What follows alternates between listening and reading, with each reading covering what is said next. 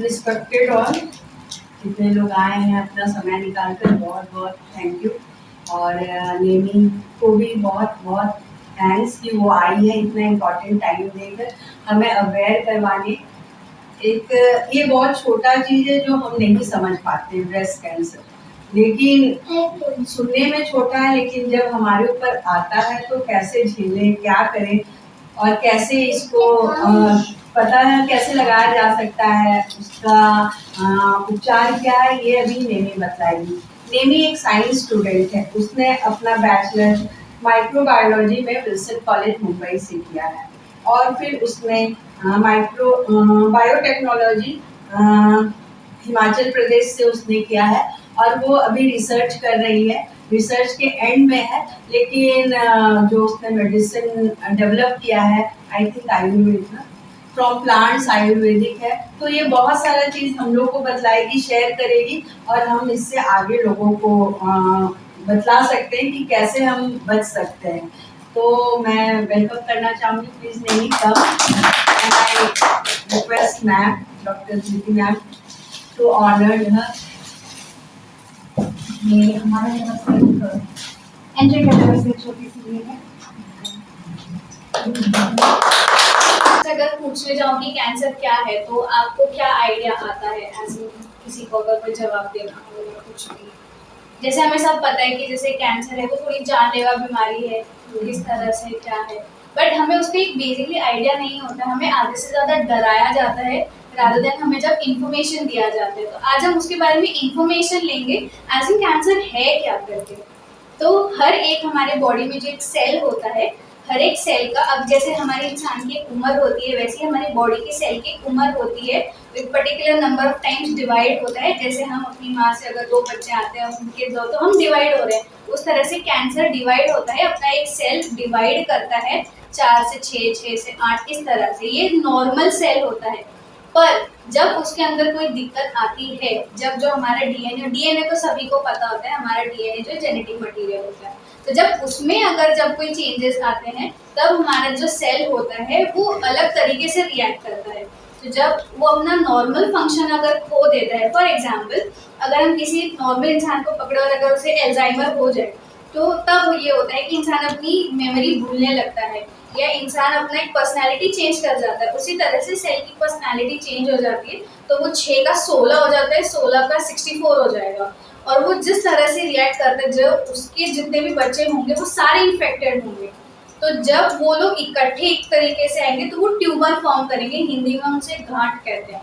तो जब भी हमारी बॉडी में अगर आपको कोई गांठ कभी अगर महसूस हो या जब आप ऐसे रब करें या टच करें तो हमें लगेगा कि यार ये कुछ अलग सा है, कुछ चेंज्ड है, द ट्यूमर्स बी फॉर्म। तो वो जो ट्यूमर होता है वो चेंज होता है, फॉर्म होता है हमारी बॉडी में उस तरह से। अब जो ट्यूमर होता है वो 2 प्रकार के होते हैं, एक बिनाइन और एक मैलिग्नेंट। बिनाइन का मतलब ये होता है जैसे अगर आप आगे यहाँ पे अगर घूमेंगे तो वो एक ही जगह पर रहेगा, वो घूमेगा नहीं बॉडी में। जिस तरह से खून हमारे शरीर में दौड़ता है वैसे ट्यूमर भी अपनी शरीर में दौड़ता है। पर अगर वो अपनी एक ही जगह पर है तो उसे हम काट कर निकाल सकते हैं, that's called benign, BENIGN, that's called benign cancer. ठीक है। उसका एक और प्रकार होता है मेटास्टैटिक। तो मेटास्टासिस क्या होता है, जब वो आपका एक सेल वहाँ पे अगर बढ़ने लगता है और उसको जगह कम पड़ती है, उसे न्यूट्रिशन ज़्यादा लगता है, तो वो पूरी बॉडी में घूमता है न्यूट्रिशन के लिए। और न्यूट्रिशन उसको सबसे ज़्यादा कौन देता है? खून।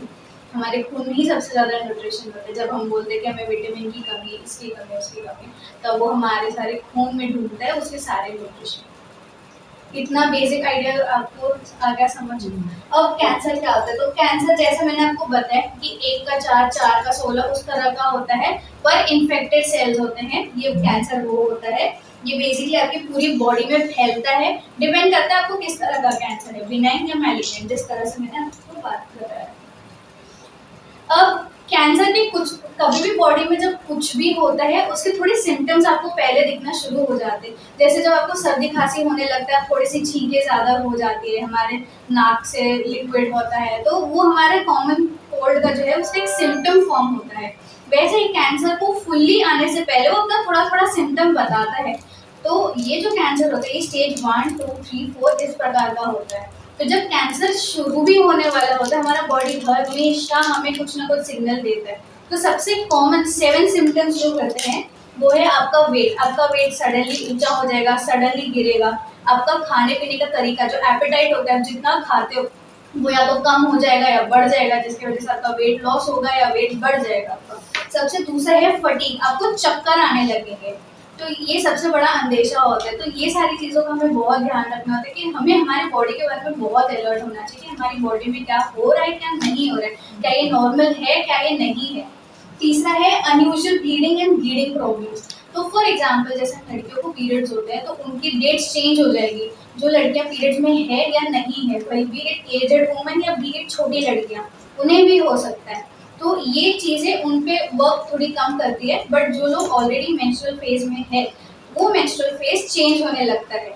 आपको कभी 2-3 दिन में आ जाएगा, कभी 15 में आएगा, कभी 28 में आएगा, डिपेंड्स। दूसरा कफिंग ब्लड, सबसे बड़ा एग्जाम्पल जो हमें फिल्मों में दिखाया जाता है दैट इज मुंह से खून आना। तो वो एक सबसे बड़ा सिम्टम है कि आपको कैंसर का निशानी है। इसके भी एक अलग अलग प्रकार है। अगर आपको मुंह से ही आ रहा है तो वो शायद लंग कैंसर हो सकता है या आपका माउथ कैंसर हो सकता है, ये डिपेंड करता है, बट ये बहुत कॉमन सिम्टम है। नेक्स्ट है आपका बाउल हैबिट्स। तो जैसे हम डाइजेशन हमारा खराब हो जाता है, हमें तुरंत पता चलता है, हमारा पेट दर्द होता है, हमारे पैर दर्द होते हैं, हमारा हेडेक होता है क्योंकि हमें गैस हो जाता है। तो ये जो हमारा चेंज इन सिस्टम है, digestive system, that's called change in bowel habit. Bowel in the sense आपका डाइजेशन, पेट से लेकर इंटेस्टाइन तक आपका जितना भी सारा बोवेल हैबिट आ जाता है। उसके बाद है unexplained lungs and changes in your breast. अगर मैं ब्रेस्ट कैंसर के हिसाब से अगर बात करूँ तो जो मैंने आपको गांठों के बारे में बताया, वो गांठ आपको आपके ब्रेस्ट पे फील होगा। तो वो जो चेंज आने लगता है जब भी हम हमारे बॉडी पे अगर हाथ घुमाएं तो हमें चेंज पता चलता है क्योंकि हम हमारे शरीर को जानते हैं। That's a change. उसके बाद है change in your mole size. अगर आपको कहीं भी तिल है, अगर वो सडनली अगर बड़ा होने लगे या छोटा होने लगे या आपको दिखे यार ये थोड़ा ज़्यादा बढ़ गया है, so that's a change in mole, so that could be a cancer, that could be a cancer, जरूरी नहीं but could be a cancer। तो ये सारी चीज़ों का हमें ध्यान रखना होता है। तो ब्रेस्ट कैंसर जो है तो उसमें भी सेम सिस्टम लगता है कि आपकी जो पर्टिकुलर सेल्स होती है वो सेल्स अबनॉर्मली तरीके से बढ़ने लगती है, जिसकी वजह से आपको घाटों का एहसास होगा वहाँ पे। अब एक में से अगर हम इंस्टाग्राम अगर चलाते हैं तो सबको पता होगा Hina Khan is in stage 3 cancer. So stage 3 क्यों पहुंच जाते हैं इंसान, क्योंकि फर्स्ट 2 में वो ध्यान ही नहीं दे पाता, बॉडी सिग्नल्स देते रहता है बट इंसान इग्नोर करता है उसे। वो भी इग्नोरेंस के बहुत सारे फैक्टर्स है, मैं आपको बताऊंगी इंसान इग्नोर क्यों करता है। फिर उसके बाद ये होता है कि 2010 से लेकर 2014 के बीच में 66.1 मिलियन लोग ब्रेस्ट कैंसर से इन्फेक्ट हुए। और जिस तरह से आजकल लोगों की चेंजिंग हैबिट्स है, जिस तरह से लोगों की लाइफस्टाइल है, उस तरह से कैंसर तो और बढ़ते जाएगा। अब ये लोग अवॉइड क्यों करते हैं ये सारी चीज़ें? 50% इसका रीज़न होता है क्योंकि हमारी लाइफस्टाइल ही इतनी बिजी है। हम कहीं यहाँ जा रहे हैं, वो जा रहे हैं, यहाँ जा रहे हैं, वहाँ जा रहे हैं, हमारा ये टाइम सेट है, वो टाइम सेट है, तो हम वो चीज़ें रुक कर सोचना हमारे बॉडी के बारे में, हमारे शरीर के बारे में। आजकल मेंटल हेल्थ भी इतना ऊपर आ रहा है, क्यों? क्योंकि हम बैठ के सोच ही नहीं रहे हैं खुद के बारे में, जस्ट हमारा लाइफस्टाइल है। उसके बाद आता है 18%, उन्हें रूटीन एग्जामिनेशन की ज़्यादा एजुकेशन नहीं होती है, उन्हें बताया नहीं जाता। तो जब भी आप अपने खुद के साथ जब होते हैं, जब आप खुद के साथ टाइम स्पेंड करते हो, तो आप खुद के बारे में सोचते हो। तो हमें उसके बारे हमारी बॉडी के बारे में भी सोचना चाहिए कि मुझे आजकल बॉडी ठीक नहीं रहती, मुझे आजकल थकान ज़्यादा हो रही है, कम हो रही है। ये सारी चीज़ें भी इंसान सोचता है। तो ये सारी चीज़ों में 18% आते हैं, जहाँ पे एग्जामिनेशन से लोग जाते नहीं होते, हॉस्पिटल का खर्चा क्यों करना, ठीक ही तो लग रहा है, तो वो लोग नहीं जाते हैं। जितना हम सोचेंगे उतना ही और होगा। एग्जैक्टली तो वो ऐसे नहीं होते। लोग फिर बोलते हैं अरे एक्सरे करे कुछ नहीं हुआ, अरे खर्चा ऐसे ही वेस्ट गया। दैट्स नॉट वेस्ट, वो आपका बॉडी का एग्जामिनेशन है। अगर आप अपने जो आपकी इनकम है उसका कुछ पर्टिकुलर परसेंटेज आपको अपनी हेल्थ पे डालना चाहिए, that is not a waste. उसके बाद आता है 2%। जो 2% लेडीज होती है उन्हें शर्म आती है, जैसे गांव के जैसे कुछ होते हैं या ऐसे कुछ होते हैं, तो उन्हें एग्जामिनेशन से डर लगता है बिकॉज ब्रेस्ट कैंसर हुआ, सर्वाइकल कैंसर हुआ, ये सारी चीज़ें होती है जो कैंसर्स होते हैं, उनको एग्जामिनेशन के लिए लड़कियां शर्माती है कि वो हमारी उम्र की हो, छोटी हो या बड़ी हो, थोड़ी शर्म आ जाती है। So those are the reasons. अब ब्रेस्ट कैंसर का सबसे इजी वे टू डिटेक्ट आपके घर पर ही, in case if you have और नॉट, सबसे पहला होता है कि आपको एक हाथ अपने सर के पीछे रखना होता है, back, you have to stand straight and then you have to examine your breast. तो वो एग्जामिनेशन आप अपने हाथ से कर सकते हो ऑब्वियसली, जब आप नहाने गए हो या फिर अगर आप कहीं वॉशरूम गए हो तो आप खुद ही डिटेक्ट कर सकते हो। तो आपको क्या क्या चेंजेस दिख सकते हैं which could be a sign of cancer. That is first is a breast lump. Obviously जो मैंने आपको कहा उसे लम्प कहा जाता है। लम्प क्या होता है, इट्स अ गार्ड, जो मैंने आपको बताया। ये जो लम्प होता है आपको फील हो जाएगा कि ये कुछ है जो पहले नहीं था, first. Second is change in size. अगर आपका साइज सडनली चेंज हो जाता है, बढ़ जाता है, घट जाता है, वो सारी चीजें हैं तो आपको उसका भी ध्यान रखना चाहिए। तीसरा है चेंजेस इन स्किन कलर। अगर आपका कलर स्किन का चेंज हो रहा है कोई एक पर्टिकुलर पार्ट में, बाकी ठीक है बट कोई एक पर्टिकुलर पार्ट में अगर कलर चेंज हो रहा है तो आपको उसका ध्यान रखना चाहिए। न्यूली इन्वर्टेड, तो कैसा होता है कि आपका जो नॉर्मली शेप होता है आपके फेस का वो थोड़ा सा चेंज हो जाता है। कोई भी बॉडी जब कोई नई चीज अंदर पैदा होती है तो वो अपने लिए एक छोटी सी साइज क्रिएट करेगी। जब बच्चा भी पैदा होता है तो वहाँ का पेट बाहर आता है। उसी तरह से ट्यूमर जो होता है वो जब अपनी जगह लेगा तो आपकी चीजें तो बड़ी हो जाएगी और वहाँ पे एक लम्प फॉर्म हो जाएगा। So that's a newly inverted nipple. Piling, scaling और क्रस्टिंग और फ्लेकिंग, सो वो एरिया आपका सूख जाएगा एकदम, क्योंकि वो न्यूट्रिशन सारा ले लेता है। तो वहाँ पे आपका जो मॉइस्चर होता है वो जीरो हो जाता है। वहाँ पे जब आप वो जीरो हो जाता है आपका, तब वहाँ पे आपका जैसे हमें डैंड्रफ हो जाता है उस तरह से आपका स्किन निकलने लगता है। That could be one of a part. उसके बाद है रेडनेस। तो आपको रेडनेस आ सकती है उस एरिया में, आपको इच हो सकता है थोड़ा सा, तो आप रेडनेस के लिए चेक कर सकते हो। उसके बाद है ब्लडी और लिक्विडी डिस्चार्ज। सो ये बेसिकली थोड़ी लैक्टेटिंग मदर्स के लिए होता है। तो फॉर एग्जाम्पल ये होता है कि कभी खून दिख जाए या कभी कोई ऐसा ही डिस्चार्ज दिख जाए जो नॉर्मल से बाहर है, तो this could be a big sign of breast cancer. अब बेसिकली रिस्क फैक्टर्स जो आप होते हैं कैंसर होने के, ठीक है, first is being in your period at a younger age. आजकल की लड़कियां जो है जो बहुत जल्दी पीरियड में बैठती है, एक नॉर्मल एवरेज से भी आजकल थोड़ी जल्दी बैठती है। तो अगर कुछ कुछ लड़कियां उससे भी अगर जल्दी अगर बैठ रही है, that could be a risk factor कि वो प्रोन हो सकती है आगे। दूसरा, आजकल लड़कियां जो होती है अगर लेट माँ बन रही है, जैसे 31 के बाद, 32 के बाद, अगर वो उसकी फर्स्ट प्रेगनेंसी है तो that becomes a very difficult job. सभी को पता है कि 31-32 में प्रेगनेंसी भी बहुत डिफिकल्ट हो जाती है। तो उसका भी एक चांस ये है कि आपको कैंसर क्रिएट हो सकता है, क्योंकि बॉडी अडेप्ट नहीं हुई है, क्योंकि फर्स्ट प्रेगनेंसी है। उसके बाद है थर्ड, अगर आप प्रेग्नेंट कभी नहीं होते हो तो बेसिकली कुछ एक सेक्शन हमारे सोसाइटी का ऐसा है जहाँ पे नन हो जाते हैं या शादी हो जाते हैं जो कभी शादी नहीं करते, कभी बच्चे पैदा नहीं करते। तो उनका जो रिप्रोडक्टिव सिस्टम है जो कभी यूज ही नहीं हुआ है, तो जब वो कभी यूज ही नहीं हुआ तो वहाँ पे कैंसर का रिस्क बढ़ जाता है सबसे ज़्यादा। तो ब्रेस्ट कैंसर का चांसेस सबसे ज़्यादा बढ़ने लगता है। That is the case. Second last is drinking alcohol. Alcohol आपको नहीं पीना चाहिए, सबसे बड़ा ये है आपको नहीं पीना चाहिए। इन case if you drink by any chance, it should be always in limit, because alcohol is the worst thing you can do for your body. उसके बाद है अगर फैमिली हिस्ट्री, अगर आपकी वंशज में है ब्रेस्ट कैंसर तो आपके चांसेस थोड़े से इंक्रीज हो जाते हैं, बिकॉज उनके पास जो जीन्स है या उनके पास जो जेनेटिक मटेरियल है वही आपके पास आएगा। तो आपके पास 50-50% चांसेस होते हैं कि आपको होगा या नहीं होगा। जैसे ब्लड प्रेशर होता है वो भी काफी बार नीचे आता है, पेरेंट को होता है तो बच्चों को भी आता है, डायबिटीज भी होता है वो नीचे आता है उस हिसाब से। फिर ओबेसिटी, तो इसलिए आप चलिए, एक्सरसाइज कीजिए, योगा कीजिए, ये सारी चीजें जो जितना बॉडी में आपके शरीर में ऑक्सीजन सबसे ज्यादा जाएगा उतना आपको बॉडी में कैंसर होने की संभावना कम हो जाती है। आजकल हमारी जैसी लाइफस्टाइल है, सीडेंटरी लाइफस्टाइल है हमारी, हम बैठे होते हैं। जैसे ऑफिस जनरेशन अगर आप आज पकड़ते हो या रिसर्च अगर पकड़ते हो तो हमारा बैठने का काम काफी एक टाइम तक आता है, उसके बाद लैब का काम आता है, बट एक टाइम बैठने का आता है। तो जब वो बैठने का टाइम आता है इंसान इनएक्टिव हो जाता है, कुछ एक्टिविटी नहीं करते। अब जैसे हमें 10,000 स्टेप्स चलने चाहिए, हम नहीं चलते, हम मुश्किल से 3,000 स्टेप्स चलते हैं दिन के। दैट इज नथिंग, वो करना चाहिए। अब प्रिवेंशन, अगर आपको प्रिवेंट करना है कि आपको ब्रेस्ट कैंसर नहीं होना चाहिए, अगर आप कुछ सर्टेन मेजर्स लोगे तो हमें उस चीज़ से, जैसे डायबिटीज़ है तो हम सोचते हैं कि हम थोड़ा चीनी कम कर लेंगे, हम थोड़ा गुड़ खाते हैं, हम अपने लाइफ टाइम में चेंज करते हैं। तो वो चेंजेस क्या हो सकते हैं? That is maintain a healthy weight. आप अपना BMI निकालें, that is body mass index. आपकी हाइट कितनी है, आपकी वजन कितनी है, तो आपका उस हिसाब से आप कितने हेल्दी हो, कितने ओबेसिट हो या कितने पतले हो, उस हिसाब से वो नंबर आ जाता है। आप ऑनलाइन भी अपना BMI चेक कर सकते हैं। तो आपको एक वेट मेंटेन करना जरूरी होता है। सेकेंड है ब्रेस्ट सेल्फ एग्जामिनेशन, आप खुद ही हाथ लगाइए, देखिए आपको कोई पर्टिकुलर लम्स है नहीं है, इस प्रकार से आप खुद को ही चेक कर सकते हैं। तीसरा है, आपको अल्कोहल नहीं पीना चाहिए, बट अगर आप पीते हो तो it should be moderation, that is limit में होना चाहिए। चौथा है प्रिवेंट मेडिकेशन, अगर आप किसी पर्टिकुलर थेरेपी पे हो, जैसे किसी किसी को हार्मोनल थेरेपी होती है, तो मेनोपॉज के बाद जो औरतें मेनोपॉज होने के बाद ना उनको कुछ पर्टिकुलर हार्मोन्स की कमी हो जाती है, तो कुछ कुछ औरतें जो होती है वो हार्मोनल थेरेपी लेती है, तो वो हार्मोनल थेरेपी से भी आपका चांसेस बहुत इंक्रीज हो जाता है कैंसर का, तो वो आपको बेसिकली नहीं लेना चाहिए, बॉडी खुद रिकवर करती है।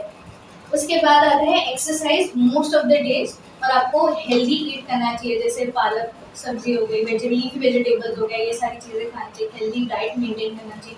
आपको पता होना चाहिए कि वो एक पर्टिकुलर खाने से आपको क्या मिल रहा है क्या नहीं मिल रहा है, ये बहुत जनरल इन्फॉर्मेशन है जो हमें थोड़ा स्कूल में थोड़ा नहीं सिखाया जाता है, हम कम ध्यान दे रहे, तो उस चीज़ पे थोड़ा ध्यान दीजिए कि मैं अगर ये खा रहा हूँ तो ये चीज़ है। जैसे अगर मैं नींबू खा रहा हूँ, विटामिन सी है उसमें भर के, तो आपको विटामिन सी खाना चाहिए, आपकी बॉडी के लिए अच्छा होता है। ये सारी चीज़ों का आपको ध्यान रखना चाहिए। और प्रिवेंटेटिव सर्जरी, फॉर एग्जांपल अगर किसी लेडी को अगर ब्रेस्ट कैंसर होता है बट वो बिनाइन है, बिनाइन दैट इज वो बॉडी में फैल नहीं रहा, वो अपनी ही जगह पे है, तो वो ब्रेस्ट को या तो उसका पार्ट निकाल दिया जाता है या ब्रेस्ट चॉप ऑफ किया जाता है, ताकि वो पूरे बॉडी में ना फैले। जान ज़्यादा इंपॉर्टेंट है कम्पेयर टू पर्टिकुलर ऑर्गन, तो उस हिसाब से होता है। ये प्रिवेंटेटिव सर्जरी भी होती है। सो कैंसर के बारे में अभी फिलहाल तो मैं इतना ही बोलूँगी। तो ये हमारी बेसिक अवेयरनेस है, तो ये जो छोटी छोटी अवेयरनेस है जो आप लाइफस्टाइल में अपनी चेंज कर सकते हो, तो वो आप कर सकते हो। और अगर आपको और कुछ अगर क्वेश्चंस पूछना है तो आप प्लीज़ पूछ सकते हो, बिकॉज मैंने काफ़ी जनरल इन्फॉर्मेशन दिया सो दैट सबको समझ में आए। सो थोड़ा मेरे काम के बारे में बताती हूँ। तो बेसिकली हम working on anti cancer compounds, तो जो कैंसर होता है उनका एंटी कैंसर, तो जो कैंसर पे काम करता है, तो मेरा जो कंपाउंड है वो मैं प्लांट से एक्सट्रैक्ट करती हूँ from a particular plant, and then उस पर मैं triple negative breast cancer, it's a type of breast cancer, मैं उस पर काम कर रही हूँ।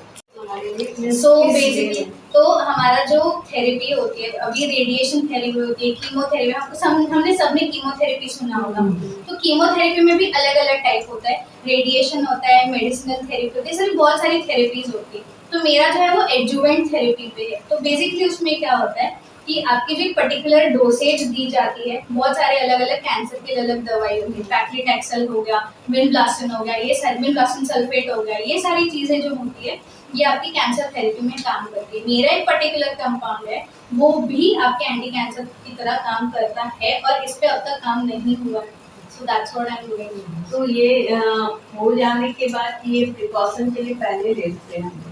हाँ, तो बेसिकली जब आपको अगर कैंसर अगर डिटेक्ट हुआ है first stage second stage, first stage का कैंसर इज ऑब्वियसली क्योरेबल, अगर आप थोड़ा सा एक्टिव है अपनी बॉडी को लेके, डिटेक्शन को लेके, रेगुलर अगर आप टेस्ट करवाते रहते हो तो यू आर एक्टिव। अगर फर्स्ट स्टेज पे ही है, first stage is still curable, second third पे भी समटाइम्स क्योर हो जाता है, but fourth is not curable.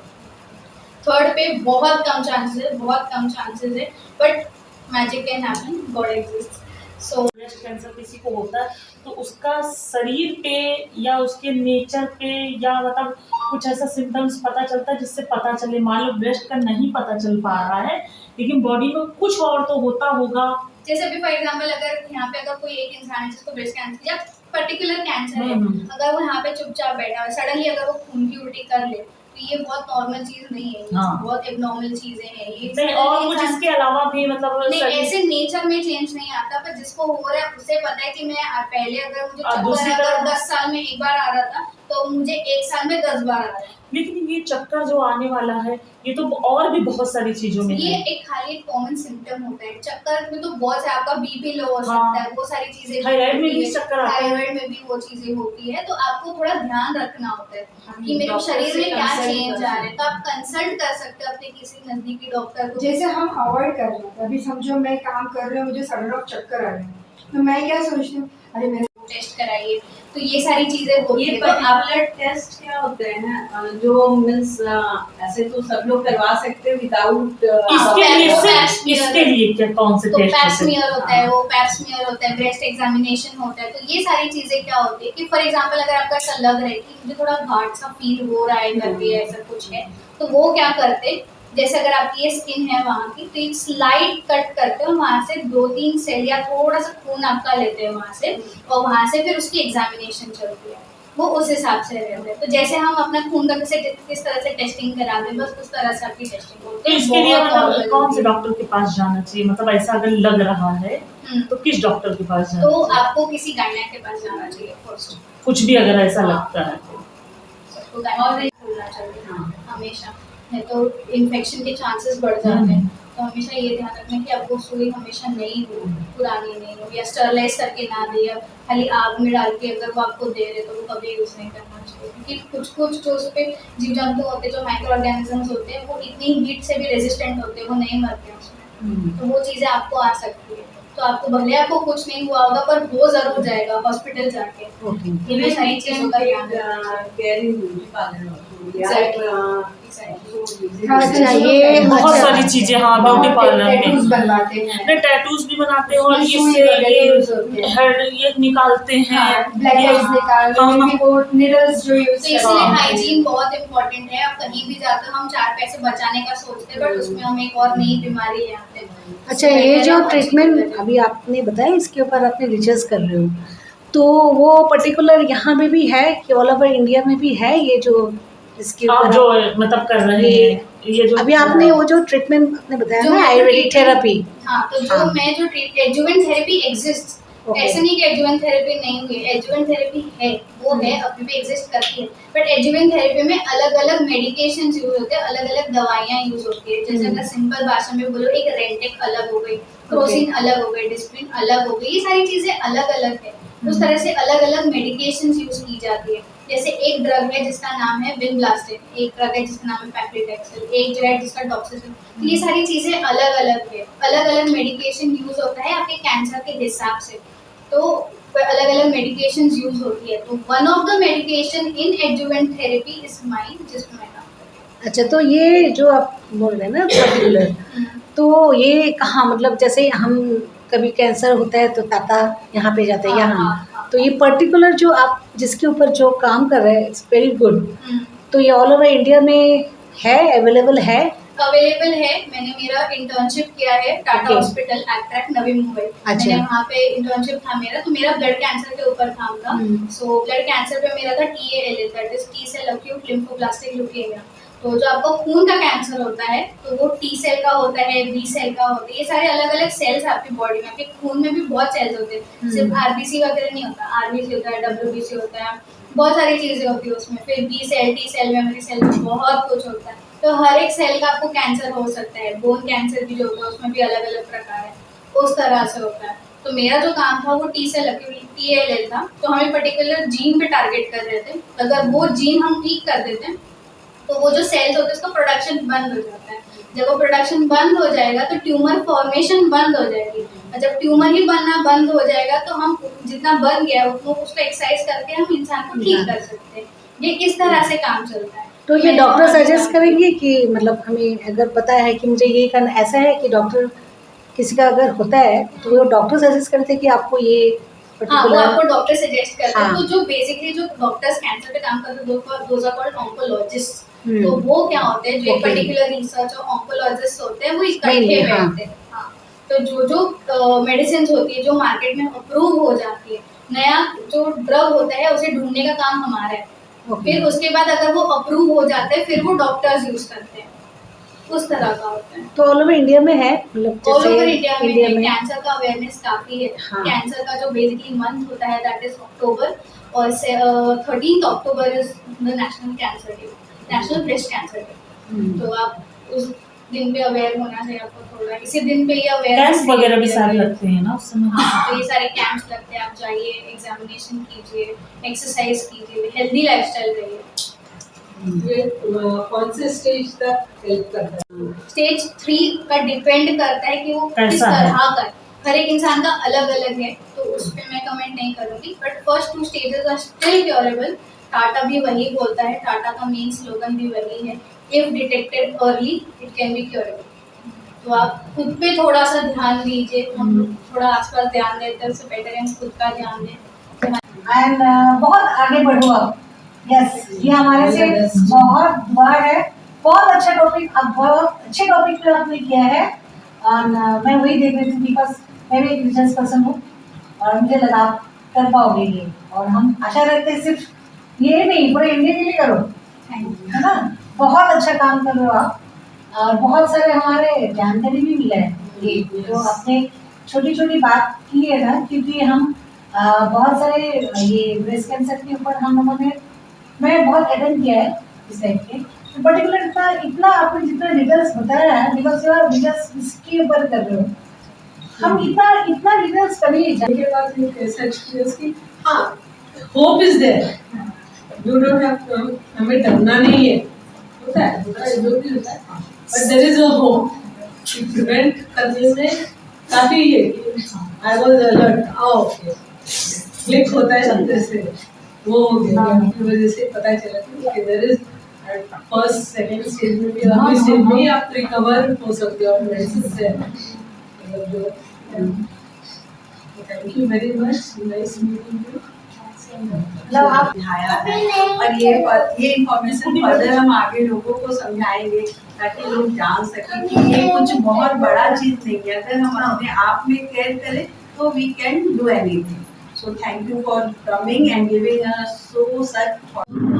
Thank you ma'am, Riddhi ma'am, for giving me a platform, ताकि मैं अवेयरनेस एटलीस्ट क्रिएट कर सकूं, बिकॉज ये सारी इन्फॉर्मेशन हमारे में रह जाती है, वो आगे तक आ ही नहीं पाती है। और जैसे मैंने स्टार्टिंग में ही बोला, कैंसर को एक डर बना के रखा है, वो डर नहीं होना चाहिए। उसके बारे में आप, अगर आपको होता भी है, टचवुड कभी ना हो, तो अगर आपको कभी अगर होता भी है तो डरने की ज़रूरत नहीं है, यहाँ पे है सारे ट्रीटमेंट्स है।